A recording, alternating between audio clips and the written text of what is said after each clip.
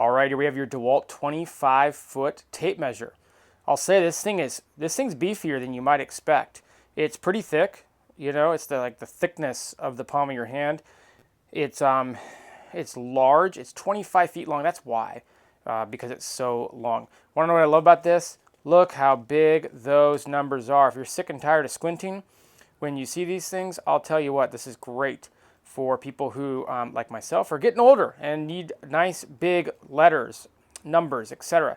Another thing I like about it is it's 25 feet, I mentioned that, and it's got your standard 1/16 of an inch markings up here. But then down here, you can use the exact same measurement lines, but it actually tells you 1/8, quarter, 3/8, half, 5/8, 3/4, 7/8, and then full. So if you're like me and you're like, oh, how many? 1, 2, 3. You know, I don't use these every day. I'm sure people who use them every day can quickly discern, oh, that's, you know, that size ticks, that means that. I don't always, and so I have to relearn it every time, and so these really help me out a lot. One downside is it doesn't have metric on it, so if you need one that's versatile with metric, you're not going to get that here. I don't really ever need that. And then it's got the lock, of course, so you can lock it and hold it in place.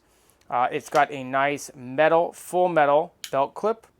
Some of these are, other brands that I own are part metal, part plastic. This one feels like it's not going to break, and if it were to break, you can replace it. Again, very heavy duty. I've had this for a while and it still looks brand new, so it's a very good 25-foot tape measure.